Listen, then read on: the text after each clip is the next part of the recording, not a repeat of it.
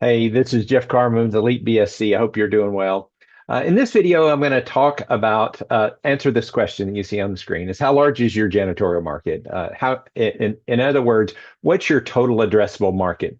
And I think this is an important exercise to go through at your company at some point for a variety of reasons, but really to answer a couple of questions that we'll get to at the very end. But I'll tell you how this practically came to me a few years ago while I was working for a children's sports ministry. I worked there for several years. It's called Upward Basketball or Upward Sports. And one day, the founder and CEO of the ministry said in a meeting, "I want to reach 1 million kids with the gospel through Upward Basketball in the next X number of years." I forgot what he said. And so when he said that, I grabbed a calculator because we didn't have smartphones then, and I started pecking away. And he goes, "What are you doing?" And I said, "Well, I'm trying to figure out if there's enough churches in the United States of the size that we need in order to run our program. Is there enough of those churches in the country to reach that goal?" And so it kind of dawned on me that and him that, hey, before we put out a growth goal, but we need to figure out if there's actually the the the market out there to do that. And so that's I've always kind of hung on to that, and that's what I want to talk about in this video. So if you will, we'll look through here. I'm going to use a an example to walk through this. So first thing that I would encourage you to start with is just say, hey, what's the geography that we want to serve? And I believe it's helpful to define that and get a good definition to it. And so in this particular case, I'm using the Knoxville, Morristown, Sevierville, Tennessee combined statistical area, CSA. You can use metropolitan statistical areas, but the point is you need something that's got a quantifiable area or I guess a marked out area. In this particular case, and what you want to get is as a estimate of the number of people that live in that area. And so we'll use that in just a minute. So in this particular area, it's $1.2 million, or I'm sorry, 1.2 million people. Also, I would suggest to think through the types of verticals, the types of businesses, verticals or segments that you want to serve. And in this fictitious case, I'm going to use 5 verticals that you see there on your screen. So the next thing is well, not the next thing, but this is just what that looks like. And I would encourage you to think about the geography that you want to serve and get some good definition to that, because that'll come into play as you begin to think about growth and think about what's next markets to go into. So there's 2 ways to calculate estimated market size. The first one is called the square footage model, which is more of a bottom-up calculation where you estimate total square footage and then apply pricing to that. The other methodology is the per capita model, which is more of a top-down, where you start with national janitorial revenue numbers and scale that to the population. And then in the end, when you put these two together to see if the estimate is accurate, is you put them together and you see, hey, when we did these 2 approaches, did we get fairly close to the same number? And if we did, then we could probably say that's a fairly accurate estimate of the total amount of revenue that's available in a particular market on a selected group of verticals. So let's start with the square footage model, which is the bottom up. And the first thing you want to do is you want to estimate the total square footage by vertical. Now you look at that and you say, how in the world would you do that? And the answer to that is 2 ways. One, there's published data that's out in your market, whatever market you're serving. And there's some things that you can do in terms of calculations. And I'm going to show you a calculation that I did for the outpatient medical vertical. So that's how you estimate the square footage of each vertical, and then you apply an adjustment factor, 2 adjustment factors. One is occupancy of that total square footage, how much of it is occupied, and then of that total square footage, how much of that square footage is cleaned with an outsourced vendor. Because you have to put that in there, and then you apply some revenue per square foot to get that total amount or that total dollar value. So step one in this is we're going to estimate the total square footage. You can see on the screen, I've got a little chart here with all of my verticals in column 1.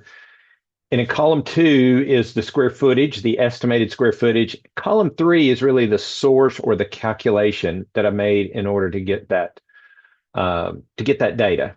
And so, for instance, on that, I just Google searched total square footage of industrial space in Knox County and surrounding areas, and I found a market report from a local real estate company, commercial real estate company, who had created this report. And if you had the slide deck, which I'll make available to you if you'd like, you could click on that report and go straight to that report. And what it said is in manufacturing and industrial space, which they included warehousing in that, there's 91.3 million square feet of space in that Knoxville CSA. Likewise, in that report, they said there's 37.5 million square feet of commercial office space. So I got those estimates pretty quickly from one report. So for the private K through 12 schools, there's a website called Niche or Niche, however you want to say that. And you can say, hey, show me the private schools in whatever counties I'm serving. And I didn't want to look at every private school. I wanted to only look at those that had 500 students. So I quickly developed that list, which was not that many in this market area. And then I just took Google Maps and I measured the buildings. So that came up to about 2.5 million square feet of space. And then the last you can see down here at the very bottom is the calculation that I used for outpatient medical square footage. And that one's a little bit more difficult. I had to use some national physicians per 1,000 people numbers to do that, and kind of worked it around and came up with 5.3 million square feet of outpatient medical space in this Knoxville and surrounding areas. And if you add all of those up, then the total square footage, estimated square footage, is 136.6 million square feet. Now, I'm going to pause for a second, and I meant to say this earlier. Everything that I'm talking about kind of here on this slide and forward are estimates. And that's the point. There's no practical way to calculate this 100%. But when you're thinking about trying to figure out how big is the market, how much actual potential revenue is there available in the markets that I'm serving, you have to use estimates. And so you might say, well, gosh, how do you know if that's really accurate? Well, it's more accurate than just doing nothing. And so I think this exercise is appropriate, but all of these numbers are going to be estimates as we move through here, but based on some good information. So the next step in this process would be to adjust for occupancy and outsourcing. And so I took that the estimated square footage, you can see that in column 2, and then I applied a vacancy factor. So for instance, in manufacturing, there's only 7%, that's what this column says. There's only 7% of that space that's vacant. And I pulled that off of that real estate report as well. Same for commercial is 12%. And then for private K through 12 and the outpatient medical, I just assumed that all of that space is occupied. So there's no vacancy factor that I had to apply. Next, I went for each vertical. I said, of the total square footage in manufacturing, what percentage of the space inside those buildings do we clean? So for manufacturing, I just estimated 60% of the square feet in any building we're going to clean. Now, you may be saying, hey, that number sounds a little high. We clean manufacturing space and we might only clean 30% of that. And if that's the case, then you can change that number. When you do this calculation, modify that number. Then you can see the other cleanable space and commercial office, K through 12, and outpatient medical. We're pretty much cleaning the entire building when we're cleaning those spaces. So that cleanable factor was a little bit smaller. And so, say, for instance, now what that can do is that can help me come up with a estimated cleanable and occupied square footage now. So it's taken the total estimated, and now it's saying there's some of it that's empty, and then there's some parts of the buildings that we don't clean. And so that's what that last column is. And you can see down there then the total estimated square feet of cleanable and occupied space is 89.6 million, almost 90 million square feet. Then we want to put another adjustment on there that says not all of those buildings are going to be cleaned with an outsourced vendor. Some of those buildings are going to have an in-house team that does that. But using some statistics that I've found on various sources on the internet, it looks like there's about 80% of the space in those verticals that's cleaned by cleaning companies like ours. And so I just applied that factor, 80% of the 89.6 million square feet, and I can't, and that calculates up to 71.7 or almost 72 million square feet. That is, and I use this term, outsourced and revenue producing footage. In other words, if we captured 100% of the market, we would be cleaning about 71.7 million square feet of space. All right, last part of this particular square footage model, and that is we need to convert that cleanable square footage space into revenue. And so what we did is I took each vertical and then I multiplied it. So each one of these rows now takes that estimated cleanable and occupied square footage and then multiplies it by 80%. So in manufacturing, there's almost 51 million square feet of occupied and cleanable square footage. 80% of that, 80% being outsourced, is 40.7 million square feet. And then I multiplied it by the average cost per square foot of $1 or price per square foot of $1, and you can see what that number is. And so if you take that calculation all the way out, then the total estimated market size in revenue is $114.5 million estimated in that Knoxville statistical area, or that combined statistical area. All right, so that gets the market. So that answers, using one methodology, what's the size of the market? It's $114.5 million in those verticals. All right, so now let's look at the per capita model and see if it comes up to generally about the same thing. If it does, then we probably have a pretty good estimate. So step one is we'll start with national industry revenue. So using IBIS World and BLS industry reports, Bureau of Labor and Statistics industry reports, the U.S. janitorial services industry, the revenue is between 90 and $100 billion. Now, in a minute, I'm going to talk about the fact that not all of that is in commercial janitorial companies or doing work like we do. Some of that's residential, some of it's specialized, that kind of stuff. So U.S. population is about 335 million. And so if I take that, let's take 95 billion divide that by 335 million people, then that means that it's a spend of about, or every year per person, per year, it's about $283 that's being spent nationwide. Now let's apply that to this Knoxville CSA. So we've got 1.2 million people. If we multiply that 1.2 by $283 per person per year, that means that the market size is $339.6 million.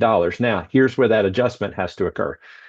Not all of the janitorial revenue mentioned up at the top is commercial B2B. So it's residential, it's specialized stuff, it's that kind of stuff. So I'm going to assume here that about 35 to 40% of that is relevant commercial space in the designated verticals that we're working in. So to calculate the total estimated market, I take that $339.6 million and I multiply it by 35%, which equates to the total estimated market size of almost 119 million.